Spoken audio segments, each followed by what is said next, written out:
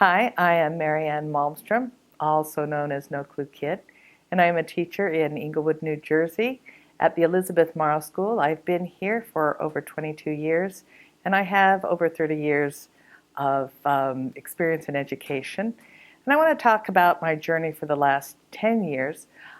Like a lot of technology teachers, I ended up becoming a technology teacher because I was a classroom teacher interested in technology and experimenting with things like iMovie in class and animations. And when you show interest in technology in schools, often your next step is to be in the lab. And so when I made that transition, I was a little nervous. What did I know about technology and teaching? And really decided that the best strategy for me to understand how to create meaningful, relevant education in a landscape that was changing so quickly. I think all of us are having a hard time keeping up and recognizing what's going to happen next, that I would take my cue from watching the kids and how they use technology. I really don't see us looking to the kids as a profession for some answers. And in my journey, that has really been what has taken me to some unexpected places. For instance, I was that teacher who said no gaming. No gaming. I didn't want anybody to think that I wasn't serious in the computer lab. And so we made a no gaming rule in the school. And I'm a little embarrassed to say that now. But I was passionate about keeping education relevant. And by following what the kids were doing and following the learning that they were doing on their own, this is the path that it led me to. And it was really unexpected. And it was really uncomfortable at first because I had no idea what these games were. My first experience in Second Life was pretty amazing because when I got into that space, and I could barely move in that space for a very long time, as a good teacher, I understood the potential of having a space for the kids where they could, you could create any kind of learning. So I became almost obsessed with this idea. What would that look like with this new tool? And, would you go into this space and recreate school as we know it? Or would you have this clear space where you could develop a whole new kind of learning based on how kids were actually playing and using tools in their world? I decided maybe that before condemning games, I should actually probably try to play a game. And so with some other teacher friends, we got into World of Warcraft and started, that was the beginning of the Cognitive Dissonance Guild, which is still going strong after several years. The thing that amazed me most about games is that they are pure learning systems, a well-designed game.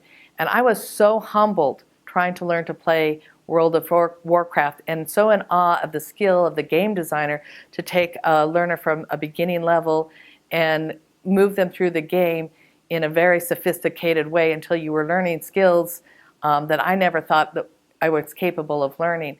When Minecraft came on the scene, it's like the kids took over.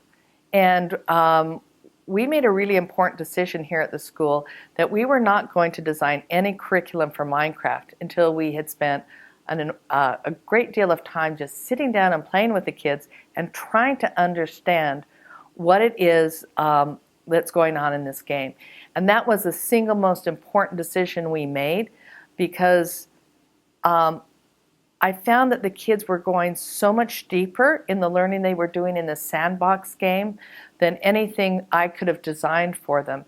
And that's when I really started to understand my job as a teacher is totally shifting from that of conveying information to that of getting out of their way, but not totally. I build learning spaces. I give them challenges and some constraints because creativity comes out of the constraints.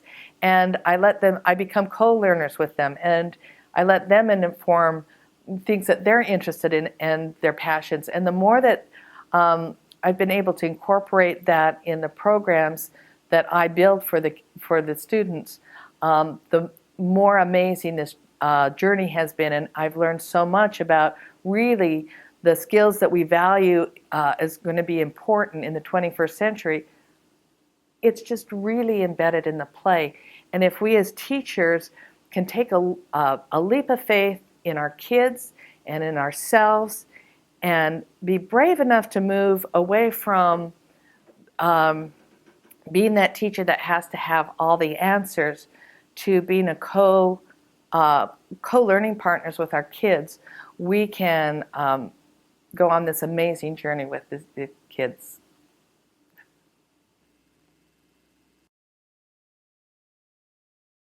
Because, well, games are fun, and like a lot of kids lose, like they don't pay attention really, and so if they used games, kids would actually want to pay attention in schools.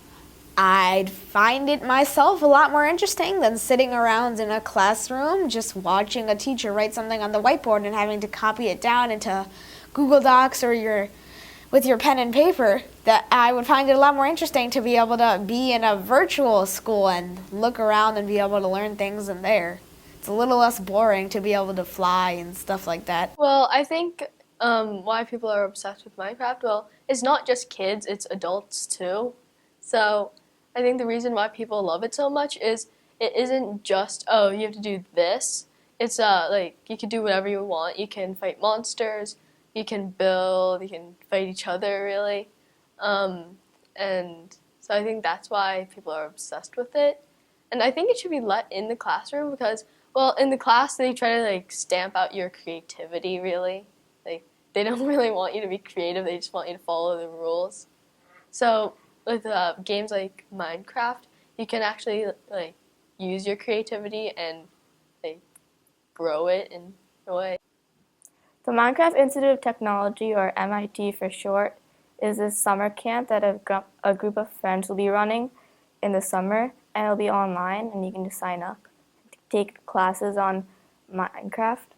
It started with Pigston University, where we weren't learning anything, but we had a pet pig, and they were learning all these tricks, which were imaginary. We just thought it was fun. And then we decided to make an actual institute for real Minecraft players so they could learn about it. And I was taking a lot of classes, and I finally graduated, I think first in magic and first in education, and then educating other students. So I became a teacher at the Minecraft Institute of Technology. And we created a whole big campus for it with a bunch of rooms and dorms and lots of big teaching rooms that my teacher calls too old school. And you can see it on the website.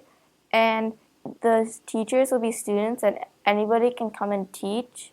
We're learning by teaching because we get to teach different people, different subjects. I get to teach people how to cast spells, what you need, the essentials for when you go mining, what all the different animals and plants are in Minecraft, and how to hike up big mountains, which I think is an essential skill for me in Minecraft when you're going on an expedition and I'm going up a mountain and you need to know some great strategies to get up there as quick as possible.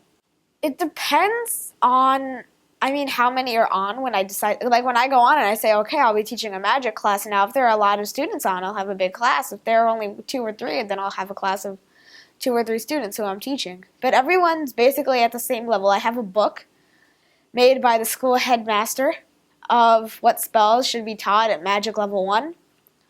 So as long as everyone knows all those spells and basically knows all the same spells at the same time, that's how it works. It doesn't have to be timed, but at 3:40 p.m. we're going to have magic class. Whenever somebody's on, I'll just teach them and make sure that everyone's caught up to the right level.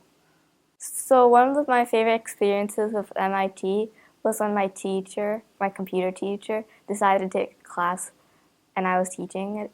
And she wasn't exactly the best student, very disrespectful.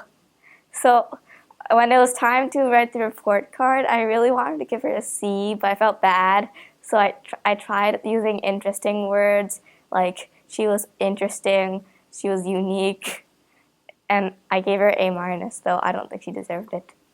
Well, I mean, I don't really find it as playing like a school game. I mean, if there are actually people who are interested in learning about Minecraft and we're willing to teach them about Minecraft, it works perfectly together.